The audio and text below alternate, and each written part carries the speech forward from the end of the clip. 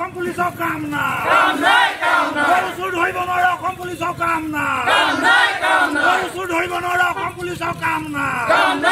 গৰু সিন্ডিকেট বন্ধ কৰক গৰু সিন্ডিকেট বন্ধ কৰক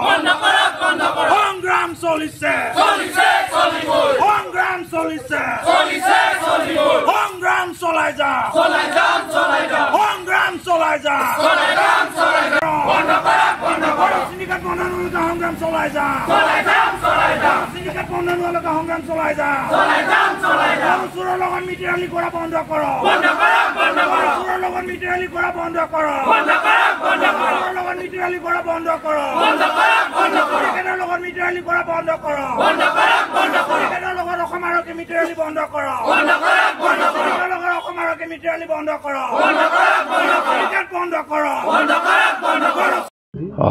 আপোনালোকে নিশ্চয় জানে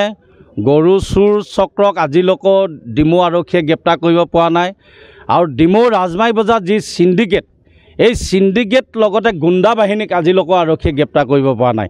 যিখন চৰকাৰ হিমন্ত বিশ্ব শৰ্মাৰে দম্ভালি মাৰি থাকে য'ত কবিতা লিখিলে গ্ৰেপ্তাৰ কৰিবলৈ তেওঁলোকে উঠি পৰি লাগে আৰু ৱালত যদি কিবা লিখিব হয় তেওঁ গ্ৰেপ্তাৰ কৰিবলৈ উঠি পৰি লাগে আৰু এই সিন্ডিকেট চক্ৰটো আৰু গৰু চুৰক গ্ৰেপ্তাৰ কৰিব নোৱাৰা কাৰণটো কি আছে আৰু সেইকাৰণে আমি দাবী জনাইছোঁ আজি অসমীয়া যুৱ মঞ্চৰ টাই আহোম ছাত্ৰ সন্থা আচ্ছা আদিবাসী আৰু ছাত্ৰ মুক্তি সংগ্ৰাম সমিতিয়ে যে সিন্ডিকেট চক্ৰৰ লগত হিমন্ত বিশ্ব শৰ্মা জড়িত আছে আৰু এই বিজেপি চৰকাৰখন জড়িত আছে সেইকাৰণে আজি সিন্ডিকেট কৰা সকলক আজি গ্ৰেপ্তাৰ কৰিব নোৱাৰে তেওঁলোকে থানালৈ আনি এৰি দিয়ে আৰু দিন দুপৰতে ৰাতি তেওঁলোকে ধন দাবী কৰে টকা লয় গাড়ীৰ পৰা জলজত পট প্ৰমাণ দিয়াৰ পিছতো কিন্তু আৰক্ষীয়ে গ্ৰেপ্তাৰ কৰিব নোৱাৰা আৰু এই বিজেপি চৰকাৰখনে আজি গোটেই অসমত সিন্ডিকেট চলাই আছে আৰু এই সিন্ডিকেট যদি অতি সোনকালে আৰু গৰু চুৰক যদি গ্ৰেপ্তাৰ কৰিব নোৱাৰে তেনেহ'লে পুনৰ আমি গণতান্ত্ৰিকভাৱে আন্দোলন কাৰ্যসূচী ল'বলৈ আমি বাধ্য হ'ম চাওক এটা কথা ইয়াৰ আমি পূৰ্বেও এটা কথা কৈছিলোঁ যে গৰু সিন্ডিকেটটো গৰু চুৰসমূহৰ চুৰ কৰা গৰুবোৰ লিগেলাইজ কৰা একমাত্ৰ স্থলটোৱে হৈছে ৰাজমাই গৰু সিন্ডিকেট গাঁও ঘৰৰ পৰা দুখীয়া দৰিদ্ৰ লোকৰ ঘৰৰ পৰা গৰুসমূহ চুৰ কৰি তেওঁলোকে বিক্ৰী কৰিবৰ কাৰণে এটা ৰচিদৰ প্ৰয়োজন হয় আৰু সেই অবৈধভাৱে ৰচিদ প্ৰদান কৰি আছে ৰাজমাই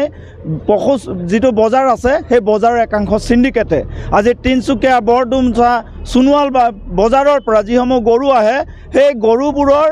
ৰচিদবোৰ আচলতে ৰাজমাইলৈকে সীমাবদ্ধ থাকে এটা চৰকাৰীভাৱে নিবিদা প্ৰদান কৰাৰ পিছত যিসকল মহলদাৰে গৰু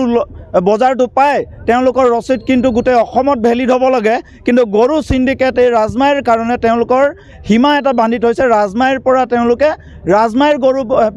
ৰিচিভে লৈ যাব পাৰে অন্যথা তেওঁলোকে থানাবোৰত মেনেজ কৰে বেপাৰীক পিটে এনেকুৱা কৰি তেওঁলোকক ভয় ভাবুকি দেখুৱাই বেপাৰীবোৰকো আচলতে হাৰাশাস্তি কৰি আছে মহলদাৰবোৰক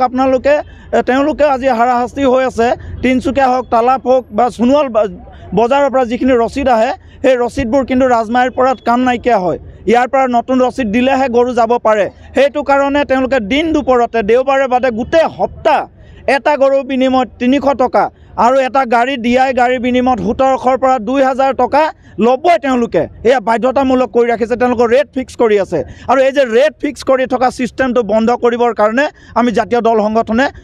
দাবী জনাই আছোঁ কাৰণ ইয়াৰ জৰিয়তে মুকলিকে লাইচেন্স পাই গৈছে গৰু চুৰ কৰিবৰ কাৰণে আৰু গৰুবোৰ চুৰি গৰুবোৰ লিগেলাইজ হ'বৰ কাৰণে লাইচেন্স পাই আছে গতিকে এই ক্ষেত্ৰত আমি জিলা আয়ুক্ত হওক বা জিলাৰ যিসকল বিষয়া আছে এই বিষয়টোৰ ওপৰত কঠোৰ এটা ব্যৱস্থা লৈ এটা আইনী ৰূপায়ণ কৰিব লাগিব যে গৰু ৰচিদ দিয়াৰ ক্ষেত্ৰত এটা লিমিটেশ্যন বান্ধি দিব লাগিব আৰু যদি নাবান্ধে তেন্তে এইখিনি গৰু চুৰ হৈ থাকিব বুলি আমি গম পাইছোঁ গতিকে পুনৰবাৰ আমাৰ জিলা আয়ুক্ত অসমৰ মাননীয় গো মাতাৰ ৰক্ষক মুখ্যমন্ত্ৰী ডাঙৰীয়া আৰু বিভিন্ন যিসকল দপ্তৰত মন্ত্ৰী এমএলএবোৰ আছে সকলোকে আহ্বান জনাইছোঁ ইয়াৰ ওপৰত নিয়ন্ত্ৰণ কৰক অন্যথা গুহালিৰ পৰা যিদৰে গৰু চুৰ হৈ গৈছে আৰু দ্বিতীয় দিনা ৰাতিপুৱা যেতিয়া গৃহস্থই নিজৰ গৰুবোৰ দেখা নাই ঠিক তেনেকুৱা আপোনালোকৰ চকীবোৰ কোন পলকত গায়ব হৈ যাব আপোনালোকে গম নাপাব যিকোনো খবৰৰ বাবে যোগাযোগ কৰক